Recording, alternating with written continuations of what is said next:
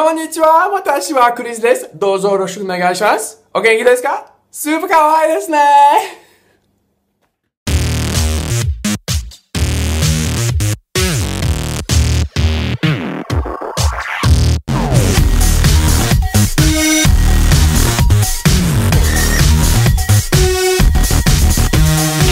Hello everybody, welcome back to the Kiki. I am Chris and thank you so much for joining me again this week on the Kiki.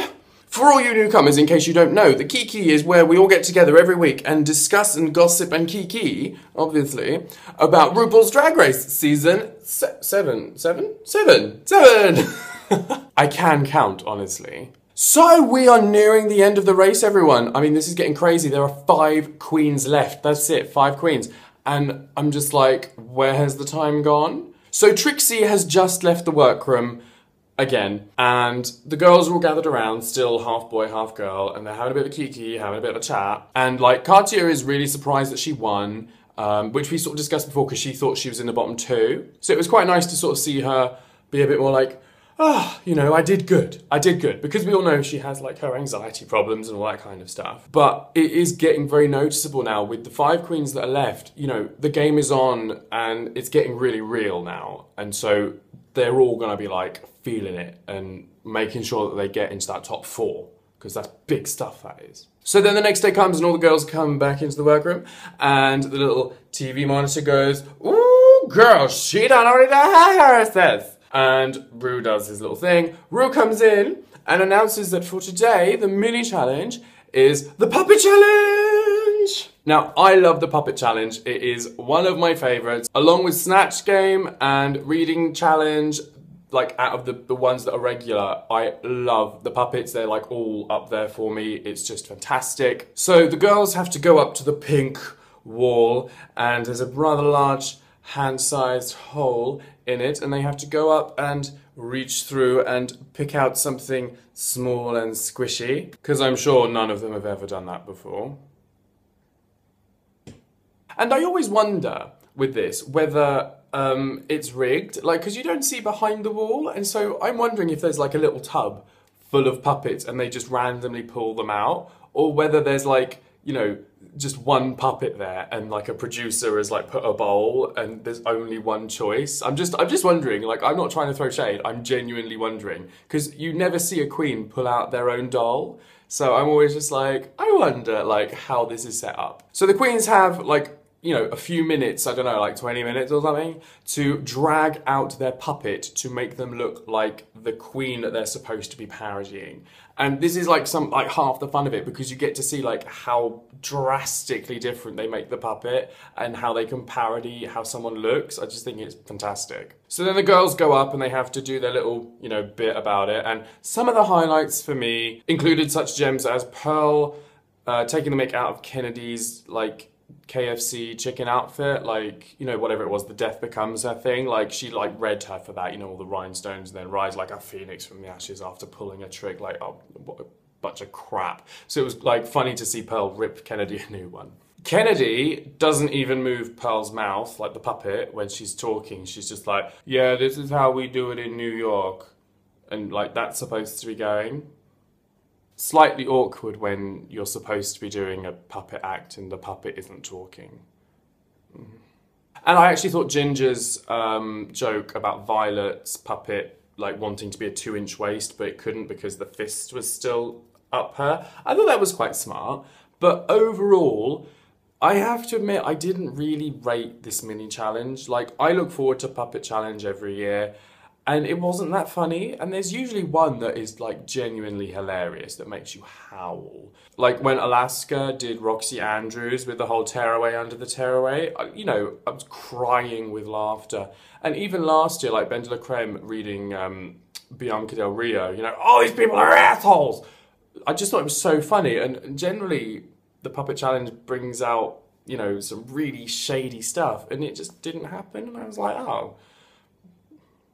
Thought it'd be funnier than that, but oh well. So Ginger wins the mini challenge, and Ru goes on to reveal that this week's main challenge is inspired by the one and only inimitable Hello Kitty. And so we have a life-size Hello Kitty come down the stairs with the hat all dressed up very Mickey Mouse styly and like, you know, dancing away, all that kind of stuff. And am I the only one thinking Trixie Mattel is in it? Like, I don't know who's in it. I'm guessing someone from Hello Kitty Corps or whatever, but like, it just looks like Trixie would sort of be doing that kind of thing. And I thought maybe they've like, you know, saved on the plane fare of someone flying over from, you know, Hello Kitty headquarters and just been like, Trixie, do you want to put on like a, you know, this head and a dress and pretend you're Hello Kitty? Because she'd probably be down for that. Oh, maybe it was Merle Ginsberg. Whatever happened to Merle Ginsberg? Now we know, children. Also, really awkward side note. Did you know that Hello Kitty isn't actually a cat? Like, this was in the news like last year, or was it this year, or whatever, at some point, a few months ago. Like, the guy who created it, or the head of the company or whatever, he was like, yeah, Hello Kitty isn't a cat. Like, she's a girl from London, like a schoolgirl called Kitty. Like, what? You know, I don't know where people got this idea of Hello Kitty being a cat, despite the fact her name is Kitty. She has cat ears and whiskers, but there we go. So for this week's main challenge, the girls have to make an eleganza outfit inspired by Hello Kitty and all their little tchotchkes and merchandise, but still retaining the essence of their own personality. And laid out in front of them is a whole massive pile of pointless Hello Kitty merchandise that they can use for their own dresses and garments, rip apart, take the bits that they want, all that kind of stuff to make them look Hello Kitty fabulous. So there's this mad dash rush to get everything they want to get, and they're just like, you know, little cats and whatever are flying everywhere, although despite the fact I've just said Hello Kitty isn't a cat, but let's, for the sake of the argument, pretend that she is. And Ginger's just sat there like, I am so fed up with all these damn design challenges. And I'm sat there like, bitch please, there isn't been enough of them? Like, get a grip, girl. We need more of them, period.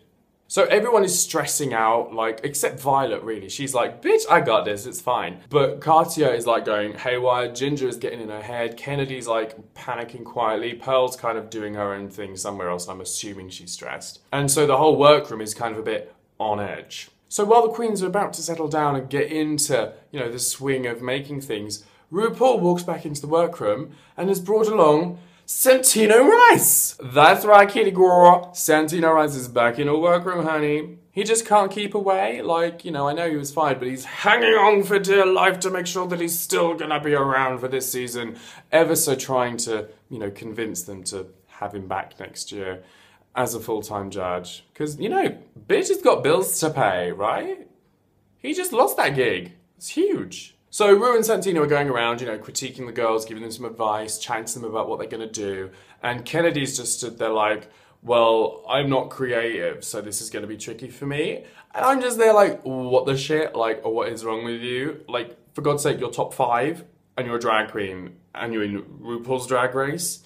You have creativity. Like, are you kidding me? Like, I mean, it takes a hell of a lot of creativity to be presented with that Death Becomes Her outfit and then come up with the backstory that you did, albeit it was a crock of shit. That was one hell of a creative backstory, you know, prostitute, trick, rose from the ashes, phoenix, bullshit. Bitch, you creative.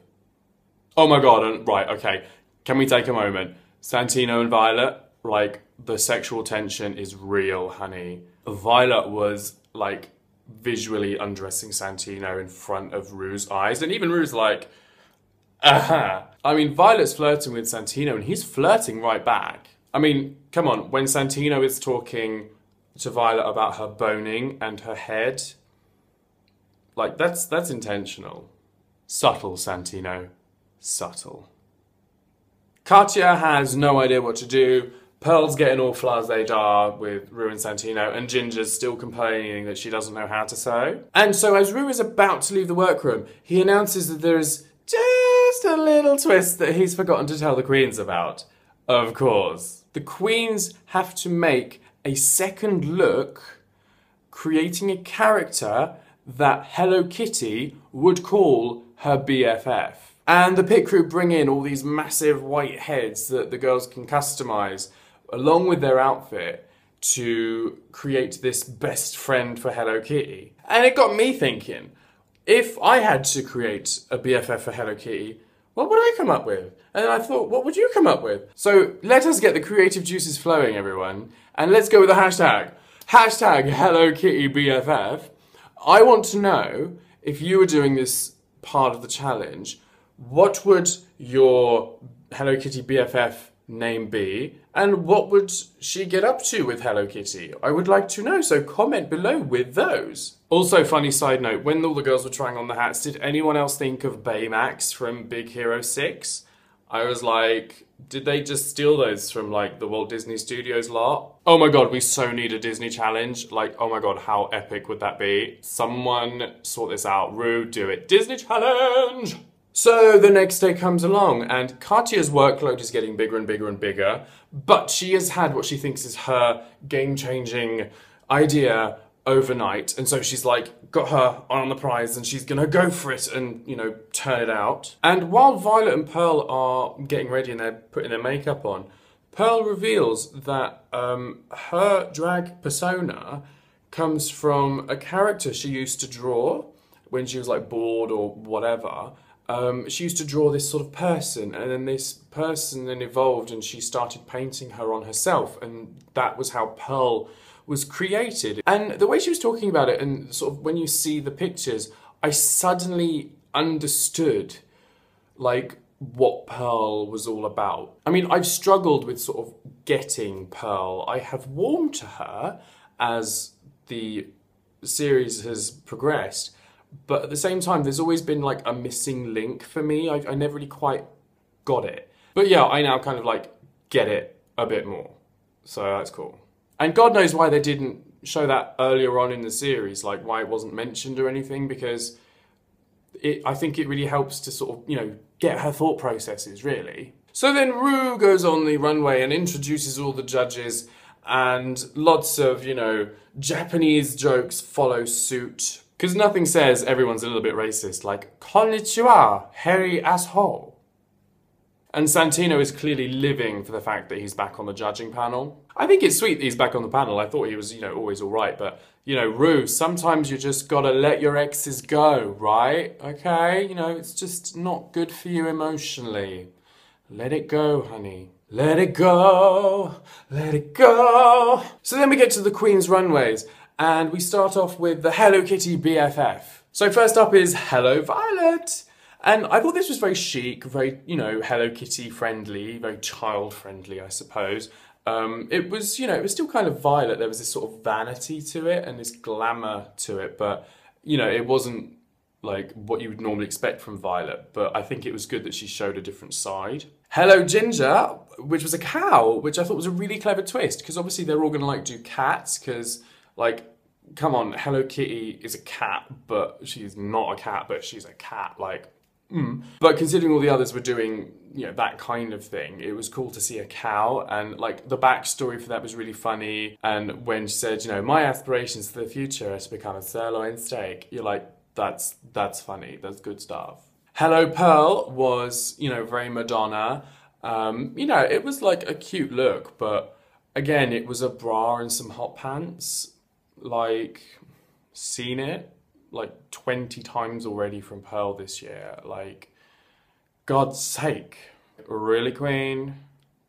Hello Katya was hilarious. Like, finally, Katya is embracing the Russian hooker character that she's like known for, what she does. And it was so funny, that whole thing where she's like, you know, my socialism will balance out Hello Kitty's decadent capitalism.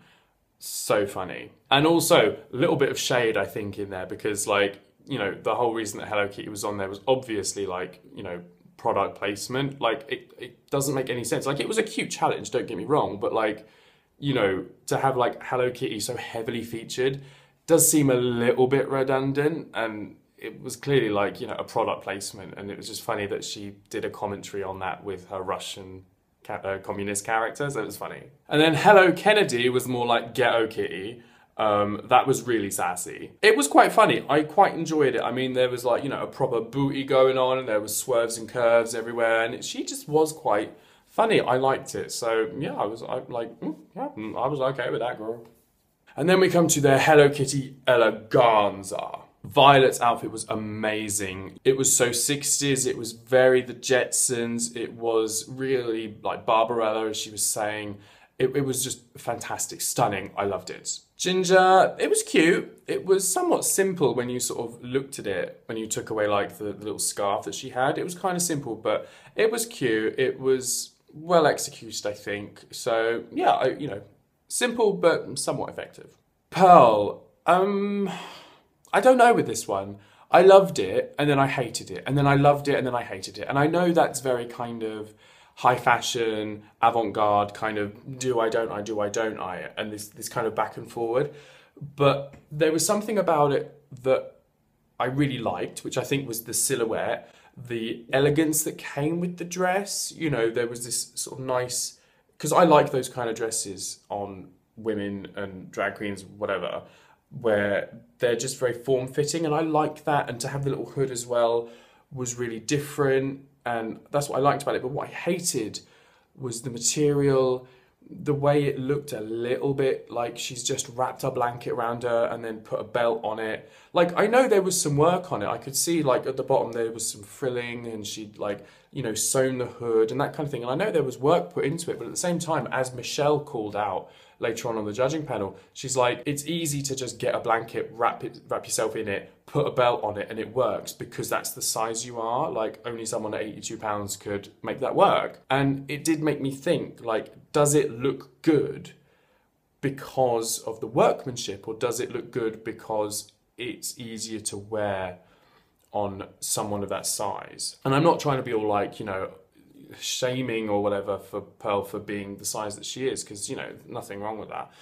But I'm just wondering if it was that well executed or if it was actually painfully simple, and whether she should be marked down for that. Really, I'm just like torn of going, it's either up here for me or right down here, and I can't make up my mind. It's like a bipolar dress. So I'm still, the jury's still out on that one for me. Katya, I didn't really like this, if I'm honest. You know, I can see what she's going for, and like when she tells the backstory about, like, you know, the 60s stepmom that's a stunt woman, like all that kind of stuff, I get it, but even the backstory isn't strong enough really to make the outfit work. I mean, I thought what she was gonna do was like some crazy Russian cat lady. Like, how funny would that be, like, to walk out, like, you know, looking a little bit of a mess, because that's what she likes doing, with like a whole big bunch of cats, like Hello Kitty cats, and just like start throwing them at the judges and be like, get off lawn, get off my lawn. I thought that would be what she would do. I thought that would be hilarious. She did this. There we go. But I didn't like it, and pains me to say it because I love Katya. Kennedy, girl, this is a little bit like a female Phantom of the Opera went to Tokyo and got assaulted in the Hello Kitty store. I mean, it's cute, but it's more mainstream and less Hello Kitty eleganza for me. I just think she could have sort of taken it a bit further. I know she was trying to keep true to herself, which was the challenge brief, but at the same time, I just think it needed a little bit more kind of cutesiness. And even then, that the outfit, like, it was cute, but I don't know, it just needed something else. I don't know exactly what, but I just felt it was lacking something. So then we get to the critiques, and Violet is very heavily praised for her outfit and for her Hello Kitty BFF. So she's like obviously going to do very well. Ginger has issues from a fly, but Violet manages to kill it. Q calls from Peter. Pearl throws some shade at the other queens for just basically like hot gluing everything to their outfits that had any connection to Hello Kitty. And did you notice that Katya was the only one that laughed at that? Like, all the others were a bit like, bitch, you shady as fuck. And Katya and Kennedy aren't really praised either. So while the queens are backstage, the judges are deliberating. And one of the main points that stood out to me was how they were saying that Pearl and Katya's BFF look weren't exactly Hello Kitty friendly, and that Hello Kitty wouldn't hang out with them. And I suppose that irked me a little bit because, like, Little Richard isn't exactly Snatch Game friendly, and Kennedy won with it because it was hilarious and she did it so well and she totally deserved to win. But it just sort of made me think, like, well, when is it okay to follow the rules and when is it okay to break the rules in terms of what you're supposed to do? Like, is being conventional okay, or are you supposed to, like, you know, go way outside the box? Because, you know, in like previous seasons, they've really encouraged the queens to be really different and to say that drag has, you know, pushed boundaries and made life look at itself and parody life and take it to a whole new level. So I thought like having a Russian hooker for the Hello Kitty, yes, isn't exactly like her BFF, but this is a drag competition. Like, the whole point is you're not really supposed to take yourself too seriously. And I was getting like conflicted with it. I was just getting a bit like, you know. But whatever, I'm not making this out into like a massive deal. I was just a bit like, you know, at what point do you follow the rules and what point do you break them? Because I'm just a bit like...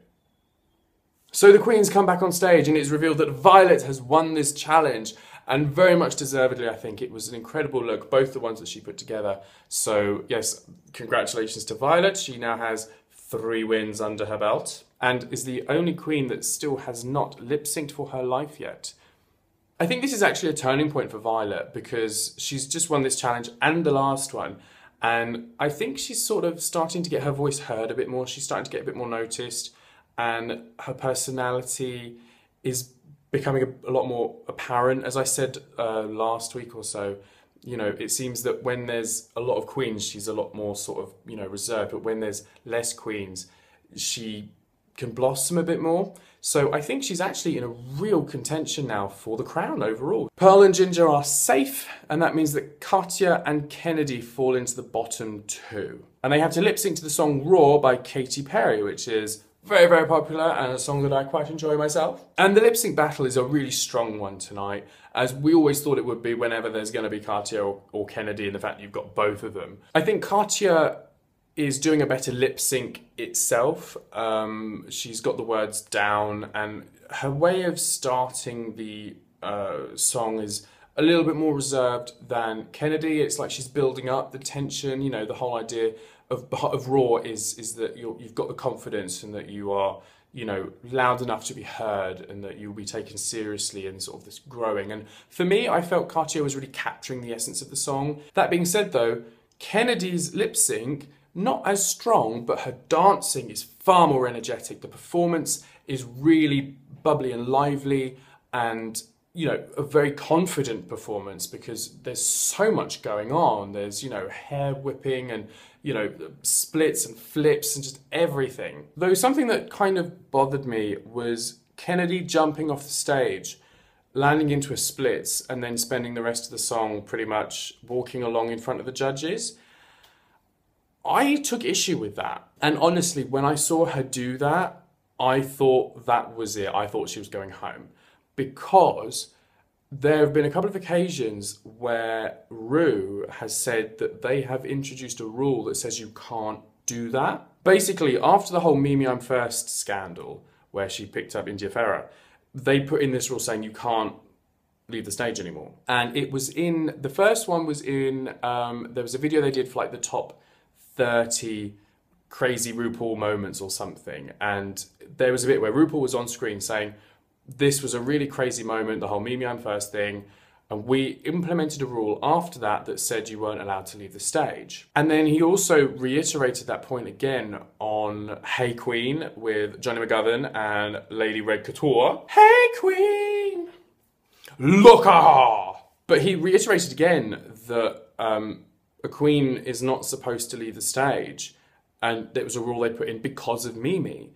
So for me, I'm watching this going, oh, she's jumped off the stage, she's working, you know, the extra part that she's not supposed to, this is it, she's going home. You know, especially since, you know, like Katya and Pearl were critiqued for, you know, their BFFs not being Hello Kitty friendly and for sort of somewhat going outside the rules. I thought, well, this is it. They can't justify this. But when the lip sync is all said and done, Kennedy is revealed to be the winner of the lip sync and she gets to stay, and that Katya has to sashay away. And I was a bit surprised because of the, you know, the jumping off the stage stuff. I was like, but I've heard so many times Ru say you can't leave the stage. So again, when is it okay to be conventional and when is it okay to break the rules? And I'm just a little bit like, you know, I'm being pulled one way, then I'm being pulled the other, and I can't really work out what's going on. And I'm just wondering if there's this pattern, like a legitimate pattern that I'm not seeing, or if it's almost like they're just cherry picking. I'm just a bit like, what is going on? But, you know, it is what it is. But Kennedy gave a fantastic performance. So, you know, there we go. So she stayed and Katya had to go home. And what was quite interesting was that, once again, we've seen a situation where a queen has given the judges what they wanted and then they've been sent home the exact same episode. So obviously Ru was asking Katya to do her Russian character, and so she does it and she gets sent home. Max was asked to wear a non-grey wig, does it and gets sent home. And then even last year, Milk, they wanted glamour from Milk. She gave them glamour, they sent her home. And I'm like, you know, there's a pattern emerging here and it's not a very nice one.